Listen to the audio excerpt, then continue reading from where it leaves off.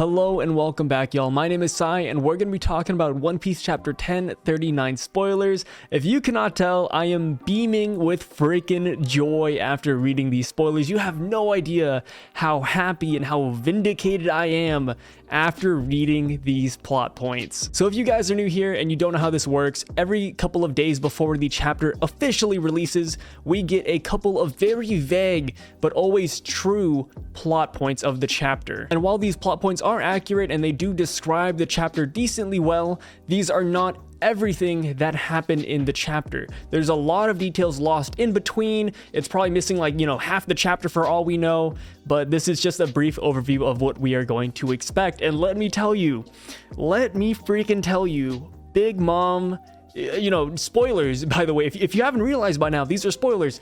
Big Mom is like a 9 out of 10. There's a good chance she is defeated. Last chapter, I was not too keen on Big Mom being defeated, and the reason why is because if those were the last two attacks she took last chapter, I would have been like, man, it got off screen for most of the fight, and then Kid-in-Law came in with 2 attacks, they knocked her out good, and it's over. It doesn't feel like a Yonko fight. We need at least a full chapter of crazy action, people pushing through their limits, and we need some crazy fight scenes to be seen for us to say, okay, they took down a Yonko and it feels justified. And that is what we get during this freaking chapter. Oh my gosh. And I'm sorry. I usually go in order when I'm talking about spoilers and just the chapter in general, but I cannot help but talk about my man Kid real quick. I have been a Kid fan for the longest freaking time, and time after time I've been defending this man. I've been fighting for my life. Me and the whole Kid fan base, so maybe 5 other people in the group chat, we were fighting for this man's dignity. We were saying that, oh, he's Luffy's rival. If Luffy beats Kaido, Kid has to beat Big Mom. It just has to correlate because they're rivals, and people are like, oh no, Kid's nothing close to a rival. He's not that strong. Count him out. He can't do this. And, after a while, it starts to get to me. I'm like, oh, maybe he's not that strong. Maybe he is Captain Mid. Who knows? I don't know what's going to happen here. And then last chapter, I was like, oh, Kid hit Big Mom with a pretty nifty attack. He hit her with a giant freaking bull. But in my head, I'm just like, well, against Kaido, against Big Mom, against everybody, even after being awakened, Kid has only thrown metal at people.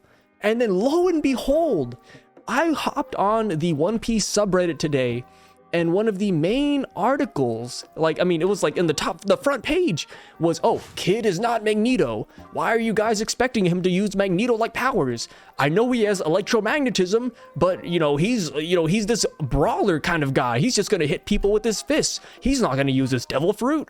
What kind of BS am I reading? How does this have so many upvotes? I have no idea. Sorry, I'm going on a tangent here. Kid's awakening literally throws metal. He electromagnifies Big Mom and has metal hurled to her. What do you mean he doesn't use Magneto-like powers? Get out of here. And then this chapter vindicates everything. Not only does he most likely, due to the spoilers, does he land the final attack on Big Mom, but he also hits her with an electromagnetic cannon. I am just so happy right now. You guys have no idea. Let's just get into the spoilers, man. This is too much for my freaking heart to handle. Where are the spoilers on my phone? I can't even pull it up. I'm shaking too much freaking adrenaline. So first up, it is chapter 1039. Like I said before, the title of the chapter makes absolutely no sense to me. It is Key Performer. When I think of a key performer, I'm thinking of, freaking King, Jack, Queen, the Beast Pirates. But this chapter, these spoilers do not list any of them. So I'm wondering if this has a double meaning. Maybe they're referring to Kid and Law. But, like I said before, these spoilers could be missing a lot of plot points in between. So maybe Jack, King, or Queen actually do play some part in this chapter. All right, next up, we have in the color spread, the Straw Hat crew is walking through a dense forest looking for adventures, and you know, that's a basic Oda cover page. And it's going to be really cool, it's going to be really colorful, but we can also expect a lot of symbolism within this cover page as well. You're going to have to look at what the Straw Hat crew is wearing, what kind of forest are they walking through, are they seeing any animals there? Is there any animals that represent other characters in the series? There's a lot of things we have to look for when this chapter comes out, but until we see that, we're just kind of guessing. Next up, while he's gradually moving Onigashima away from the capital, Momonosuke hears that someone calls to him. And, you know, I guessed it, you guessed it, my grandpa could guess it. It's most likely Zunisha. I did throw out the theory that Wano could be this like giant turtle, you know, similar to Zunisha in some sort of way, but we haven't gotten any hints of that so far, so I'm really inclined to throw that theory in the trash can and say Zunisha is the one calling out to Momonosuke. And if that's the case, I'm wondering what Zunisha's plan is, because Zunisha most likely came here to help with the situation, but with that being the case, what is Zunisha gonna do in this situation, right? Like, you have Onigashima flying through the sky, Momonosuke trying to stop Onigashima with his and Kaido's flame clouds. Like, what is Zunisha gonna do? Smack it out of the air? You know, it's like, oh no, it's gonna land on the capital. Time to, you know, smack it with my trunk and kill everybody on Onigashima. That's not really an option. The only ideal thing I could see Zunisha doing right here is maybe having all of the Beast Pirates, all of the Straw Hat crew, all the samurai hopping on her trunk, or his trunk. I never really thought about that. What gender is Zunisha? When I hear the name, I think of a female, but I also, you know, I've heard the voice and it sounds like a guy for sure. So let me know. I need to look this up actually. All right, so I looked it up and I got nothing out of it. So moving on. Another possibility with Zunisha being here is maybe, I don't know how big Zunisha is in correlation to Onigashima, but maybe he or she could wrap its trunk around Onigashima and gently, you know, like put it on the ocean. That's just me kind of like making theories. I don't think that can happen. I think Zunisha might actually just suck everybody into her trunk and they're all just going to escape that way. But if that's the case, then that means that Onigashima might actually fall. And I'm wondering what will happen to the people on the Flower Capital, because they're just celebrating. Like, they don't even know what's happening right now. Next up, we have the hypest part of the chapter. I love that most of these PowerPoints or bullet points are about Kid and Law versus Big Mom, because that means that a hefty chunk of this chapter is going to be dedicated towards the fight. And if you guys don't know why I had a problem, I kind of explained it earlier on, but the reason why I had a problem with, you know, Kid and Law winning against Big Mom last chapter was because we didn't get to see a lot of this fight. We saw her fight them on the rooftop. We saw small hints during, you know, like the whole Kaido and Luffy up there and all the Straw Hats fighting the Beast Pirates. We had little snippets of Kid and Law fighting Big Mom. Every time we cut to them, they're throwing out like 1 or 2 attacks, and then we cut back to them again and Kid and Law are like on the floor passed out. And it's like, wow, this doesn't feel like a completed fight. And that's why I was wondering, like, are we just going to get off screen? Is this going to be delayed? What's going to happen here? But it turns out that Oda is following his formula that he's established throughout Onigashima, and Big Mom is going to be defeated. If you don't know what the formula is, we always have a chapter of, you know, X versus X, and then the next chapter, it wraps it up completely. That's happened with Sanji versus Queen, King versus Zoro, you know, Robin versus Black Maria, and so forth. So many examples I could pull from, and Oda is sticking with this formula. Last chapter was Kid and Law versus Big Mom. This chapter, it is Big Mom being defeated. He is following this formula, and it's really nice to see because, you know, I was hyped up about this chapter beforehand, and I was like, you know, maybe I'm a little bit ridiculous. You know, I really don't think they can defeat a Yonko. And then as I read your comments from last week, everybody was hopping on this bandwagon of, yo, next chapter is going to be huge. Whether Law and Kid win or they lose, it's going to be big. And this chapter, these spoilers prove that to the 100th degree. All right, so first bullet point, Kid and Law's attacks broke some of Big Mom's bones. Oh, dude, this is crazy. Because last chapter, I was like, oh, dude, like Law, you know, like I said, Law, his attack from last chapter, I rated it as probably one of the top 5 strongest attacks we've ever seen in One Piece thus far. And now knowing that attack contributed to breaking Big Mom's bones. You know, it kind of solidifies that attack is no joke. Kid's attack from last chapter, even though he just rammed a giant bull into her, that did massive freaking damage. These guys, Law and Kid, do not even use Rio. They do not even use their Conqueror's Haki. I mean, granted, Law doesn't have Conqueror's Haki, but yeah, Kid didn't even use COC. Like, there is so much room for growth for these two characters still. And yet they managed to pull off this much damage towards Big Mom. It is phenomenally insane. And she recovers thanks to the Soul no Mi power, which, you know, I can assume how that's going to go. Maybe she looks at some of the homies and she starts, like, you know, pulling their souls out, stuffing it within her. Maybe she sacrifices some other lifespans and adds it to her own. Who knows how that looks. But yeah, Big Mom's Devil Fruit is kind of ambiguous if you really think about it. Next up, Law makes a last big attack with all energies he has left. The attack is so powerful that it even affects the island of Wano Kuni. Bro, a minute ago I said these dudes at the Fire Festival, they're partying, they don't know what the heck is going on. They're about to find out. These dudes are about to find out what's going on real soon. Holy crap, dude.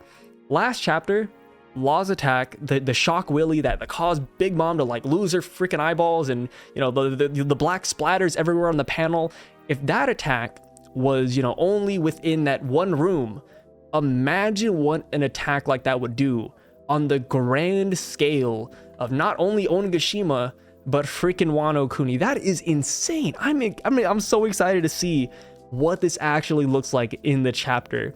And you know, to top it all off, one of the final comments that the editor writes in here, he says, "I can only tell you one thing. Wait until you see the images." Throughout my entire time of reading One Piece, very little times has the editor been excited and said, "Oh, you guys will not believe what some of these panels look like." And this chapter, he says this, and I am just so hyped reading these freaking spoilers. You have no idea. Next up, despite Law's attack, Big Mom is still standing and challenges Kid. And then that is when she says, "Do you think you can defeat me? I am Big Mom." I feel like this is Oda's way of, like, you know, reminding us that, hey, when Law and Kid defeat Big Mom, when they take her down, not only did they just take down a powerful opponent, they took down a freaking Yonko. They took down Big Mom, a pirate with a bounty of over 5 freaking billion. Oh, real quick though, I actually messed up her bounty. Her bounty is actually 4.38 billion. But altogether, the Big Mom pirates are over 5 billion, so I kind of got that mixed up. But either way, it doesn't matter, right? Like, they're taking down a top tier Yonko, somebody that's worth like freaking, you know, 6 times their freaking bounty. Like, that is insane to think about. Like, at least with Luffy, right? Luffy, we see the climb, right? We see the climb, we see the grind. He's fighting, you know, 3rd Yonko Commander Cracker. He's fighting Katakuri. And then he fights, you know, Kaido. And it's like, okay, he had that steady progression. You know, he fought a Warlord, you know, Yonko Commander, Yonko. Like, it makes sense. But for Kid and Law, I remember, like, bro, like a couple arcs ago, Law couldn't even fight Doflamingo. Like, he needed Luffy to beat him, and now here Law is teaming up with Kid, who got smacked by Kaido off screen in the beginning of Wano. Here they are defeating Big Mom. This is a huge power jump, and I'm so excited to see it. And like I said before, these guys have so much room to grow. Remember when they were on the rooftop and Luffy was using Rio? And Kid was like, whoa, what is Mugiwara doing? Like, what is happening? I've never seen this before. If Kid has Rio, if Kid unlocks Rio, if he unlocks COC, this man is going to be a freaking monster. I've been saying Kid is Luffy's rival, and this chapter solidifies that. It also solidifies that Law is also very powerful. Don't get me wrong, I'm not underselling Law, but I'm just saying, dude, like, I'm excited to see what kind of pirates Law and Kid will be in the future. I can easily see them becoming some of the next Yonko of the next generation. All right, so the final 2 plot points. Kid reveals his trump card and attacks Big Mom with an electromagnetic cannon, and then Law says, "Your era ends here." All right, I have been begging, I have been pleading for a Kid to get some brand new fighting styles, some brand new attacks for the longest time, and it's finally freaking here. I remember I watched the One Piece Stampede movie not too long ago again, and there's a scene where Kid is using his devil fruit, and you know he's holding out his arm, and it has this like yellow orb of electromagnetism, and it's just gathering all these metals to it. And I thought that looked so freaking cool. And I was like, why doesn't he do something more with that? Why doesn't he shoot it out? Why doesn't he, you know, bring people to him? Like, he could do so many things with this ability.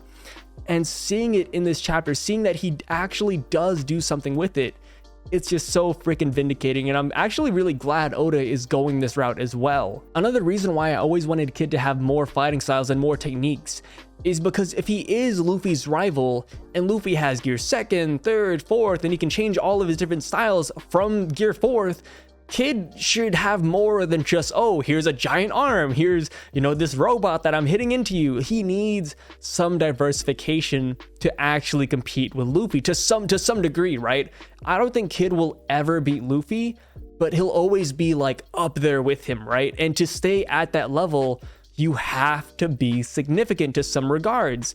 And seeing Kid doing that this chapter is just really nice to see, man. I'm excited to see. I've said it before, but I'll say it again. I'm really excited to see what will happen after this arc. If Big News Morgans captures this article, if he spreads it across the world, will Luffy, will Law, and will Kid automatically become Yonko level characters? Even though they're all taking down Yonkos during this arc, it still feels really weird to say, oh yeah, Luffy's, you know, he's the next emperor. Oh, Kid and Law, yeah, you know what, they're emperors too. Like, it feels like a title that they don't earn quite yet. Like, I feel like they need some kind of grand fleet to become a Yonko. Shanks, for example, is a character that is a Yonko but doesn't have a grand fleet behind him. And funny enough, I don't think he needs one because he's so powerful that his reputation speaks for itself. Dude, we haven't even seen Shanks fight. We haven't seen him high diff anybody. We haven't even seen him fight a bunch of fodder. Shanks is so powerful that we can all agree he's a Yonko without even seeing him do any feats. And with that being said, do you think Luffy is at that level? Do you think Kid is at that level? Or do you think Law is even at that level to become a Yonko with a small crew? Luffy has the grand fleet, so I feel like he is more understandable. But with Kid and Law, do you think they can actually take the helm and become the next generation of Yonko? I feel like if there was a time skip, and if they were to become Yonko during that time skip, I would be all for it. But after Wano, I just feel like it's still too soon to call these guys Yonko, even though they did defeat one this chapter. Something really funny I just thought about was, you know how Big Mom has like this giant pirate crew, Kaido has this giant pirate crew, and all of their members have like really high bounties, right? Like you have King at over 1 billion, you have Katakuri at over 1 billion. After this arc, I can assume Luffy's gonna have a really high bounty. Luffy is going, in my mind, Luffy will get a bounty of around 2.5 billion. Zoro easily passed the billion, right? Like we can all hands down agree. Zoro over 1 billion berries. Do you think Beppo, you know, Law's like first commander, do you think Beppo's gonna get like a high bounty? Like even if Beppo has a bounty of like 800 million, I think that's way like overvalued. What about Heat? You know, like Heat, Wire, what about these dudes? Like, do you think they're gonna have high bounties on Kid's crew? I don't think so. Imagine like out of nowhere you hear like, oh my god, it's Heat, guys, it's a pirate worth over 1 billion berries. Jeez, like he's the second Yonko commander here. What the heck? I don't know, I just thought about that, like random thoughts, right? Because you have King at 1 billion, you have Queen slightly over 1 billion as well, and then you have Jack, who actually they're all over 1 billion. And if we take Kaido's formula or even Big Mom's formula, where they're all around that 1 billion berry mark, and you apply that to Kid's crew or Law's crew, it's like, do these dudes really deserve 1 billion berry bounty? I don't think so. They're literally being carried by their captains. No offense. I mean, Kid has Killer, and Killer is really strong, but Wire, Heat, Beppo, that dude John Bart, I think is his name. Like, no, dude, these guys don't deserve high bounties. No offense. They just haven't really. Where is Beppo? Like what are these dudes doing? Where is he? Where is Wire? During this arc, this is the perfect arc for these fodder characters, no offense, these fodder characters to actually shine, and they're not doing anything, man. Like, Oda, I think he kind of forgot about them. I mean, Fukuro Kuju and Raizo are getting more screen time than these dudes. All right, with that being said, though, thank you guys so much for watching this video. Thank you for clicking it, liking it, subscribing, commenting, pretty much anything and everything you guys do for me. I really appreciate it. You guys are the reason why I make these videos. I didn't even make these spoiler videos until like 2 or 3 weeks ago, and I saw that you guys actually enjoyed it, and I was like, whoa, let's start making this a weekly thing. So here we are. I'll see you guys back in about 2 or 3 days when the chapter releases, and we'll break it down some more. We'll talk about the images. We'll talk about more crazy feats that we see during that chapter. And with that being said, thank you again. Peace out.